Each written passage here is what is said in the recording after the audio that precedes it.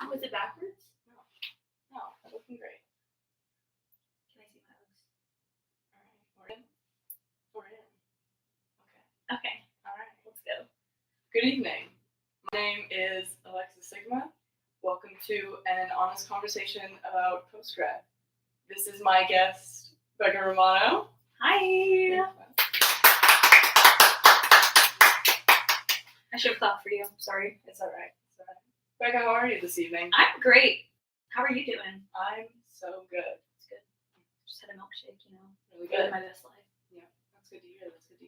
Well, we're going to get right into the questions. So, Becca, where did you go to college? I went to college at the College of Charleston in South Carolina. Okay, and what did you major in? I majored in public health and I minored in psychology. But no one really talks about their minor, so anyways. That's a fun tidbit. So, you graduated what year? I graduated in 2022. And, when you were in your final year at university and you were getting ready to graduate, did you have an idea of what you wanted to do?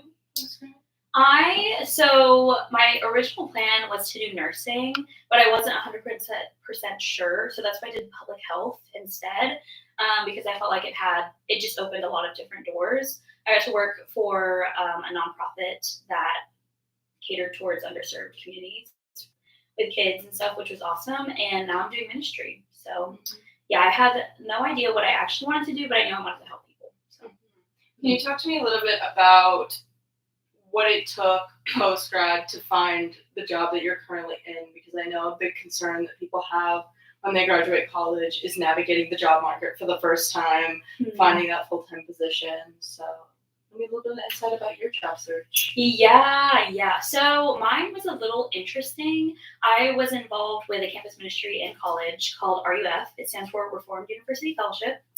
I love it so much, and they had an internship open up, and I just applied, and that's how I got in. They liked me, and they sent me out, which was awesome. But so I would encourage people to just kind of assess what their network is and like who they've met and any opportunities they've had with internships given to them. Just kind of like research more into that. But I feel like your network is larger than you realize, so just talk to people. Now, when you landed that job, tell me what was the thing that surprised you the most about making the transition from college life to doing post-grad stuff and being an adult in the real world? Yeah, that's such a fun question. So I obviously moved from Charleston to Tampa now, and that was the biggest transition I've ever had in my life. I've never lived outside of my hometown. My school is like 30 minutes outside of where I'm from originally, and I just had this vision of me coming into Tampa and just making a ton of friends or like being accepted into this friend group and just like always like having a community around me. And post-grad is so difficult because like the world isn't catered towards you in that way. College is always catered towards you. There's always groups given to you, like presented to you.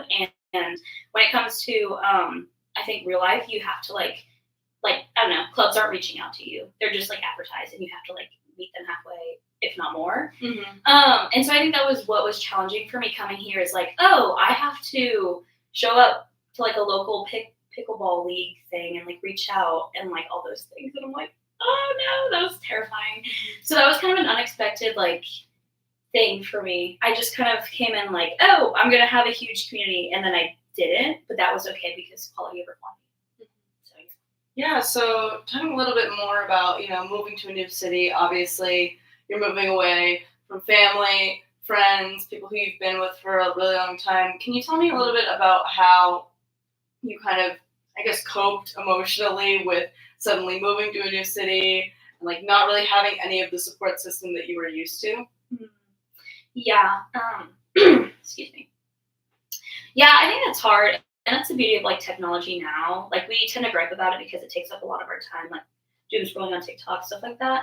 But it helps me remain connected to people at home. And I think that is what helps me just be able to cope with that, is just knowing that I can just FaceTime my sister anytime I want, or just send her a picture and she'll respond, or just ignore it. It's fine. But yeah, it's just, I think what has helped me is knowing that I am, like, reminding myself I am not alone, and also just my faith is a big part of my, like, life, and just remembering that, like, I always have someone with me looking after me, which is God, and yeah, also journaling is so good. It keeps you reflective, keeps you healthy. Got to get it all out. So yeah. And then I guess a little bit more positive, what's been something that you've really enjoyed about being post-grad? I love being an independent adult. Like, it is just so fun. I also love cooking, and I feel like I can just, like, spend money on whatever groceries I want and then, like, cook whatever I want. And I also make these weird concoctions. I haven't made it around you yet, but I will. I've been pretty normal, but I will make different things around you. Yes, I'm a culinary person. But yeah, I love just, like, getting to spend money on whatever I want. These Uggs were $160, and I love them, and I wear them all the time. Adult money. Yeah, adult money. Adult full-time money. Yes, and also just, like, if I want to, like, go visit my friend in Texas, I can. Like, I don't know, I just have so much free will that I felt I couldn't exercise before. So yeah. And we've made it to our final question. Wow. I know, this has been such a journey we've been on together. And so my final question is, if you could go back and talk to you at your senior year of college, what advice would you give yourself? That's a very good question. Yeah.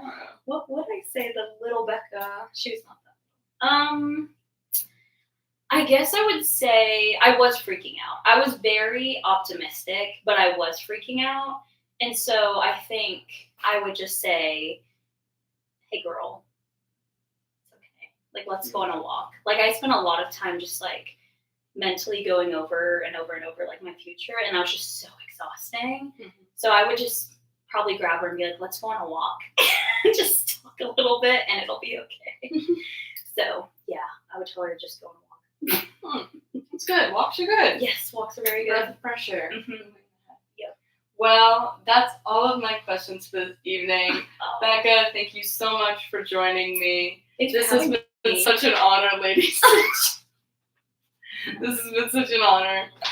I'm now going to figure out how to shut this off. Thank you all so much. Thank you so much. God bless you all. How many subscribers?